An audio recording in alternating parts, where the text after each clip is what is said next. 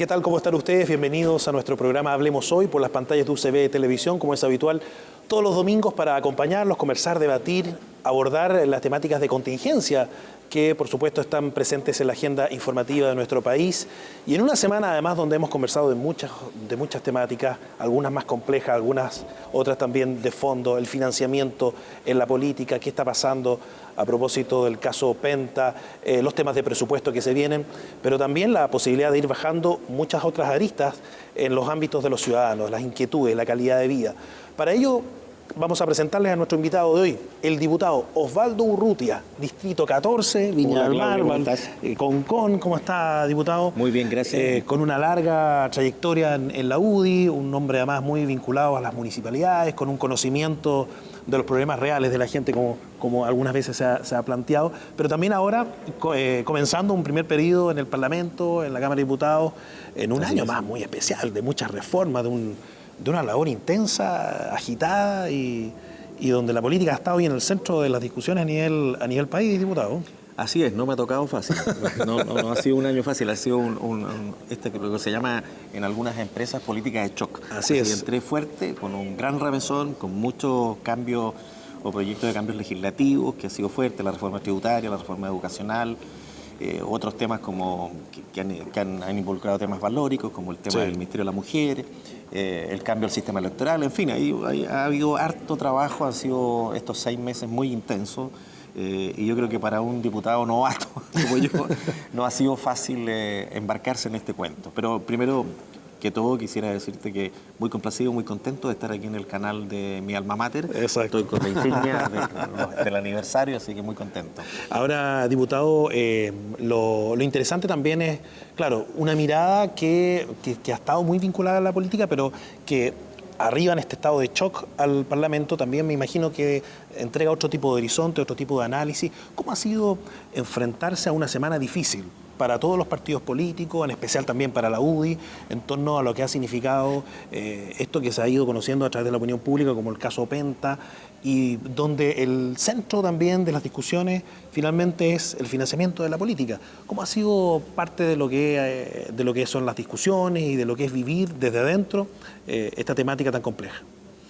Mira, obviamente no es fácil, pero yo creo que aquí cuando se gesta la ley o hay buenas intenciones, como por ejemplo, quiero decirlo con la ley, por ejemplo, que ponía fin a los gravames de utilidad pública, las expropiaciones. No sé si se acuerdan cuando los planes reguladores establecían que se instalaba un gravamen para que una determinada calle o plaza pasara a ser algún día calle o plaza. Eso se determinó que no era bueno, se pensó y se puso un plazo para congelarlo. Hubo una buena intención, pero en la práctica no funcionó. No funcionó. Y 10 años después hubo una vuelta carnero y ahora las municipalidades van a poder volver a instalar aquellos gravámenes que vencieron. Bueno, lo mismo pasó en la ley de financiamiento a los partidos políticos. Yo creo que había una buena intención por ordenar esto, pero quedaron forados en la ley. Y cosas que hoy día estamos lamentando y que yo creo que vamos a tener que volver a estudiar y ponernos de acuerdo a volver a estudiar. Pero lo que no puede haber es doble estándar, o sea, mirar con distintas lupas casos que ocurren en una u otra tienda política. Aquí hemos tenido varios escándalos que han ocurrido por temas de financiamiento de campañas políticas. Dicho sea de paso, los aportes reservados están autorizados en la ley, están permitidos por ley, porque tienen una lógica, un sentido, que una persona o una institución o una empresa quiere hacer un aporte a un determinado candidato porque cree que lo representa y lo puede hacer reservadamente, ¿sí? Le puede comentar al parlamentario, oye, te voy a hacer un aporte, pero como aporte reservado no se va a saber públicamente quién fue.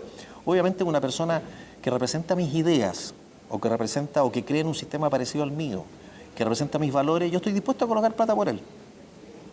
Y así lo voy a hacer. O lo va a hacer una persona que piense que esa persona, por ejemplo, es de inspiración de determinada corriente política, y no lo va a hacer con aquel que piensa que está por destruir ese sistema o que es contrario a sus ideas.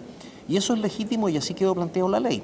Ahora, hay otro tipo de aporte que también hacen las empresas que hemos visto en estos días que se cometen fraude. Claro. Así pasó o está pasando aparentemente. Claro, ¿sí? Hay que investigarlo. En el caso Penta, pero también, por ejemplo, pasó en la Universidad Arci. Y a eso me refiero porque hay esta doble moral un poco esta doble moral. En un caso se le ha bajado el perfil bruscamente, cuando hay casos escandalosísimos, como por ejemplo que por primera vez en la historia del financiamiento de los partidos políticos tenemos metido una universidad que lucra, como muchas universidades, con el mismo sistema, pero que lo hace para un partido político, un determinado partido político. Claro. Distinto es en el otro caso, o sea, este caso es mucho más grave, pero así todo se ha mantenido en un nivel muy bajo. Y el otro caso, el caso Penta, que se está investigando y que nosotros hemos pedido a través de otra comisión investigadora, porque el que presentó el Partido Comunista, la comisión investigadora que presenta el Partido Comunista, va con nombre y apellido, para una sola institución, con un ámbito más bien de empatar y de investigar personas, lo que nosotros consideramos que es inconstitucional, pero nosotros dijimos, mire, si vamos a investigar, investiguemos a todos. Abramos el abanico, bueno, y estemos todos dispuestos a investigar todo el sistema para ver si funcionó o no funcionó.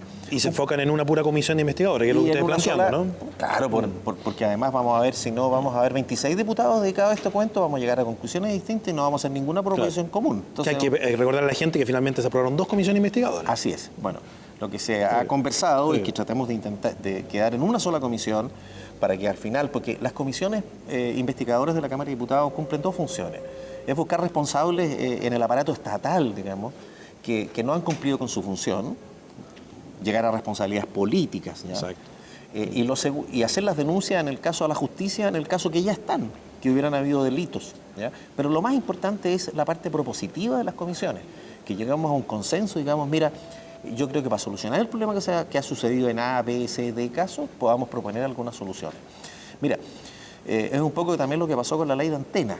La ley de antena no ha funcionado y hay un informe de la propia Cámara de Diputados, después de 2 años de aplicación, que la ley de antena tiene un montón de forados, que no fueron, los diputados de la época no fueron capaces de ponerse en todas las posibilidades y en todas las dimensiones. Y en todas las dimensiones, y al final la ley se nos metieron antenas igual, a pesar de que no lo querían.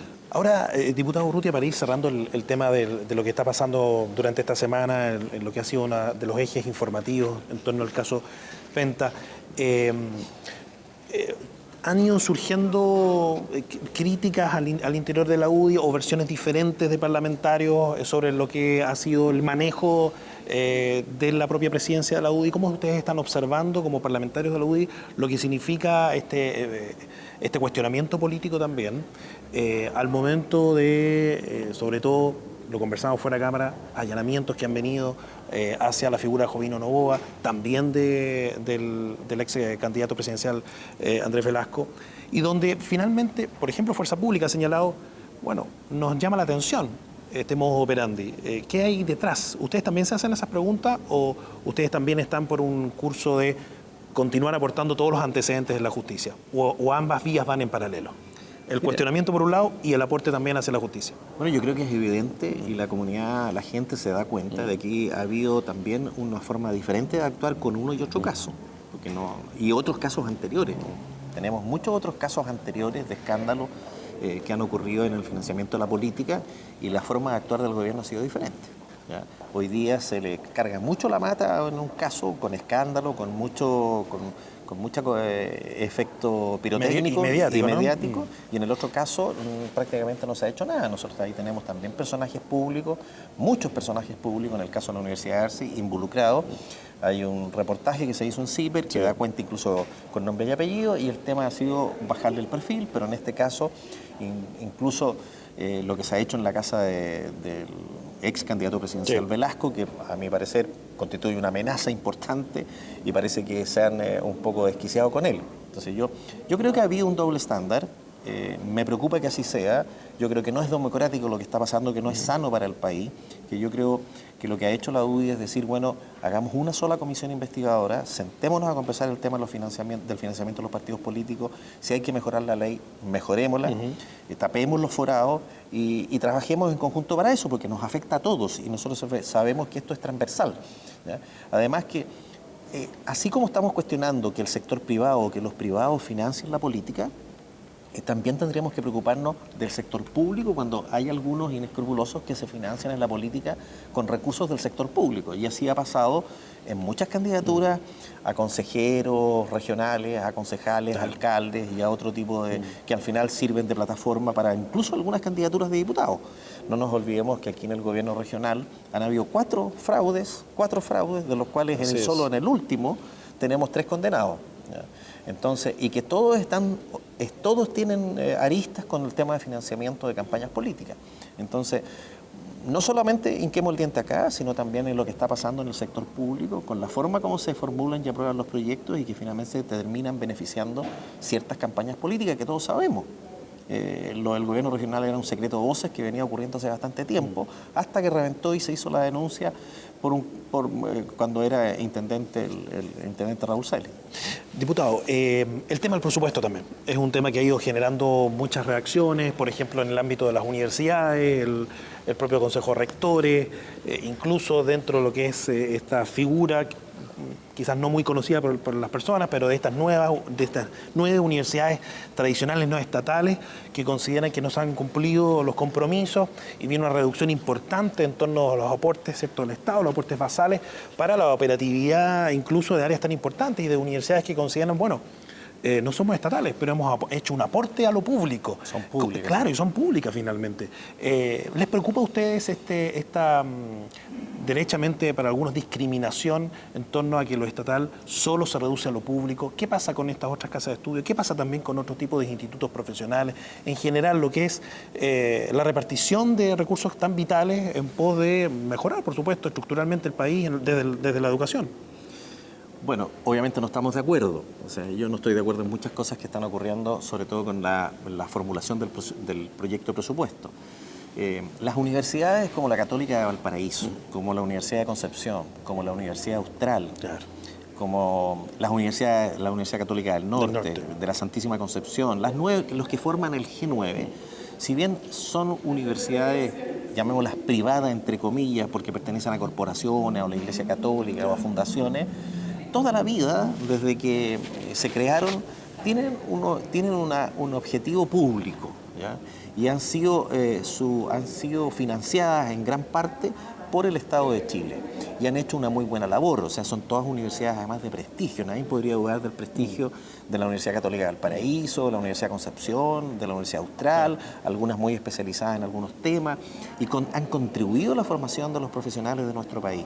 Entonces, hoy día, pensar que solamente lo estatal es público y no aquellas universidades que han sido toda una vida han tenido vocación de pública, y privilegiar el presupuesto solamente en las universidades estatales, que además, dicho sea de paso, se han caracterizado por no administrar bien los recursos. Eso es más preocupante, y restarle y mezquinarle los recursos a estas universidades que forman parte del G9. A mí yo no estoy de acuerdo con eso, y obviamente yo soy miembro de la Comisión de Hacienda de la Cámara de Diputados y voy a defender que eso se corrija o se modifique. Pero fíjate que hay otros temas en el presupuesto que son importantes. El presupuesto se ha declarado expansivo, ¿ya? Igual como se hizo en el año expansivo, porque habría una contracción de la liquidez en Chile. Pero yo quiero decir, similar a lo que se hizo en los años 2007, 2008 y 2009, cuando el presupuesto también se hizo un presupuesto expansivo, sobre todo en el último año electoral, en el año 2009, que creció cerca de un 16%, o sea, se tiró mucha plata a la calle. Pero eso era porque había otra situación en el mundo, ¿ya?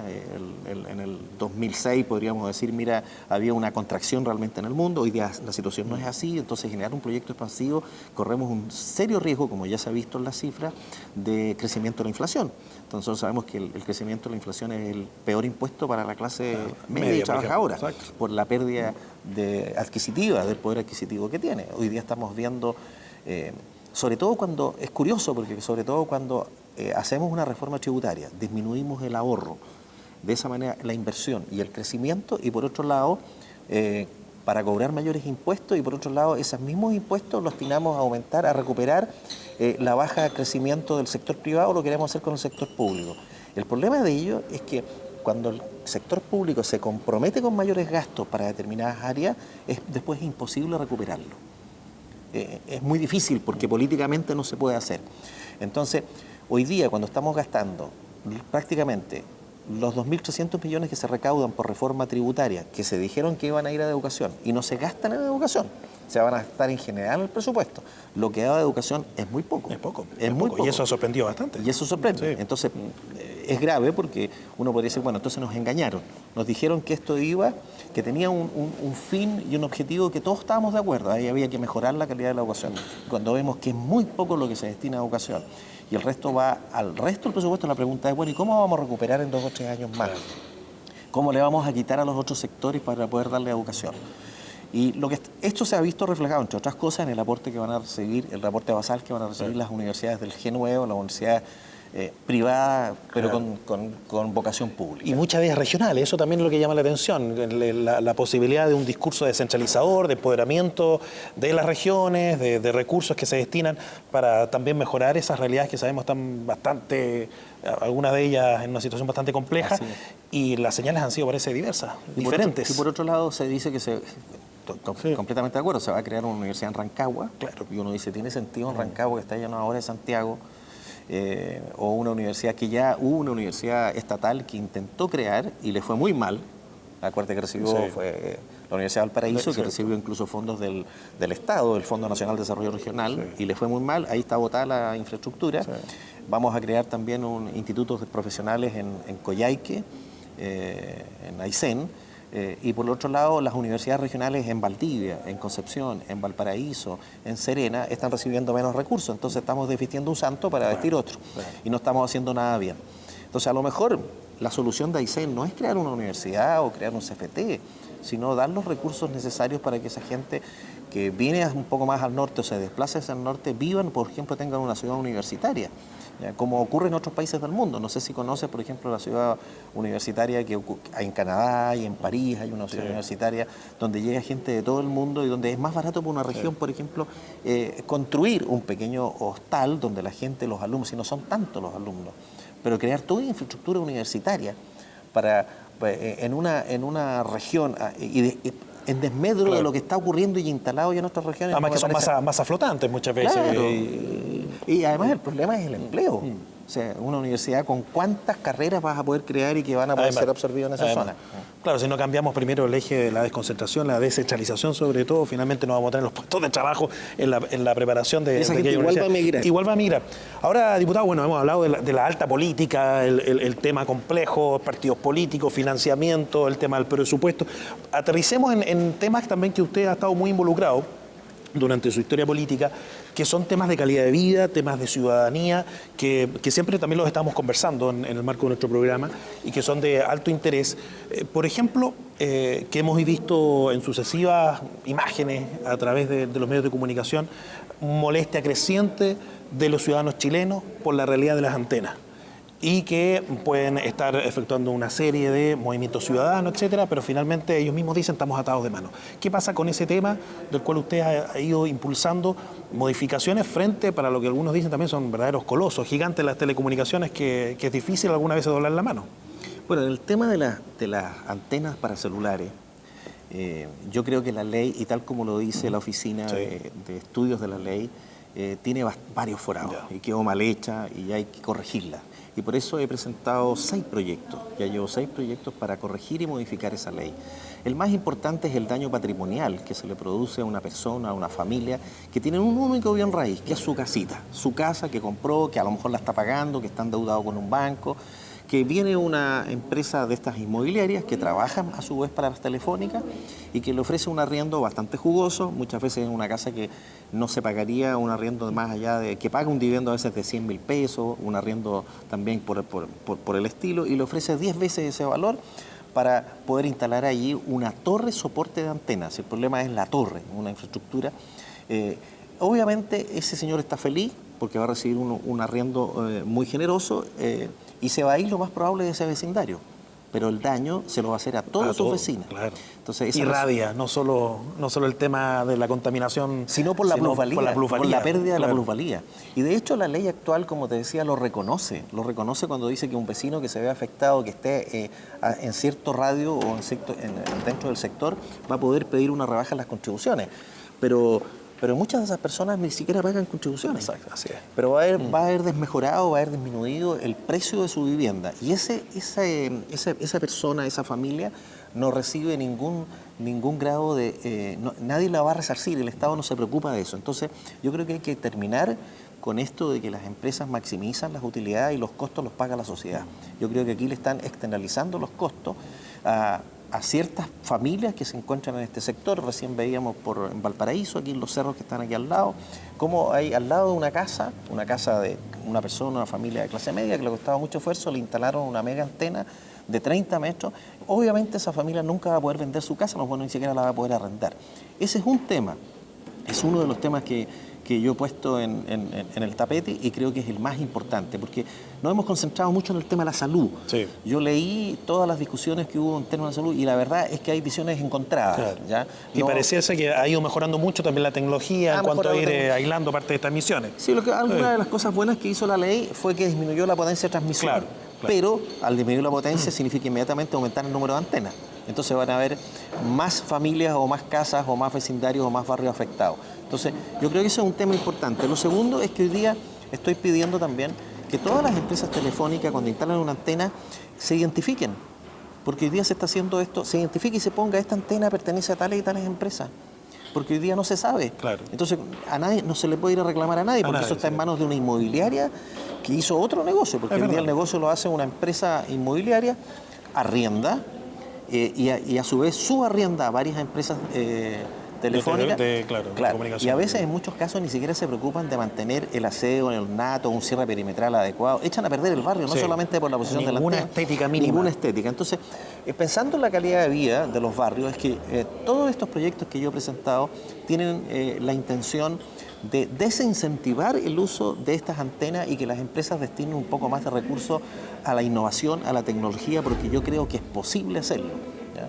Es posible y hoy día hay tecnología en el mundo para disminuir estos impactos que producen en las áreas urbanas de la ciudad. Diputado.